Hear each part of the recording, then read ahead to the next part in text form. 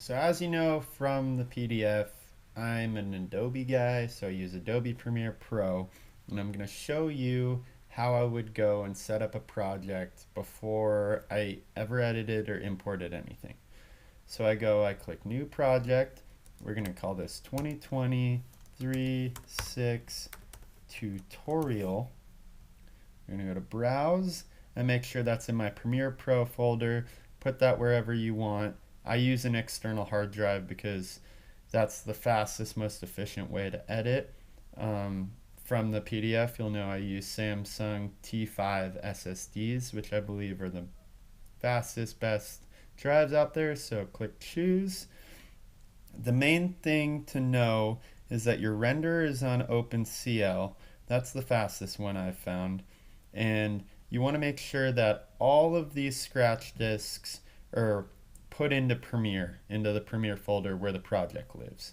So I just go browse, choose those across the board, click OK.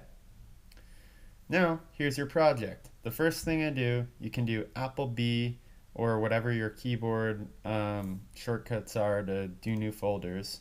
So I go O1 Media, O2 Project Sequences, O3 Music, O4 Editing Assets, O5 AE for After Effects, O6 Nests, O7 Exports.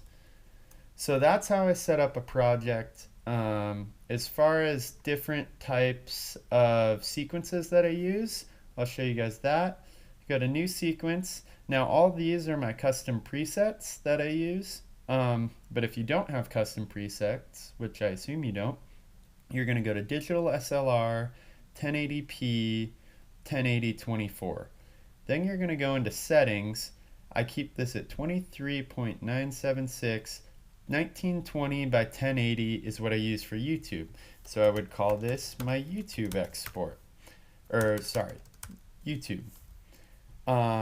That's my sequence name. What you can also do is save this as a preset, which you would click right there. You could name this YouTube preset or YouTube sequence. I already have one, so I'm not going to save it, but that's what you guys would do. Now I'm going to cancel out of this, and I'm going to go back and show you guys what my Instagram one would be. Now, if you were creating an Instagram sequence, you still go to the 1080 by 24.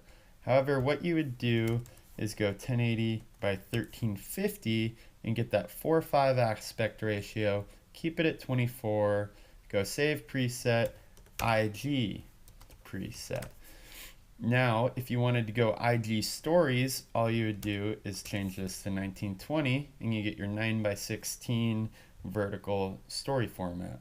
So you would, if you wanted to save that as a preset as well, I would go story preset.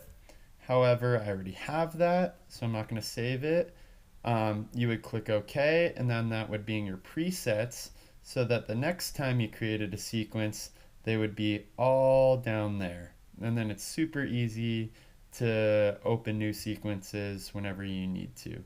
Now, if I did use an Instagram vertical, which I would just call IG 4.5 as my sequence name, click OK. To stay organized, I'll drag this right into my project sequences. Now for media, if I wanted to import media, let's go to my media, and let's just take this US Open Day 2. So I just import those, and then those are all of my files. That's my Blackmagic file, that's my GoPro audio. Now what I forgot to do was import my Day 2 GoPro follows. So you notice there's 3 clips in there, and there's 3 clips in here. This is my audio camera, this is my gimbal. What I like to do is sync my audio. So in the next tutorial, you guys can go over my audio sync. That's it for this one. Thanks, guys.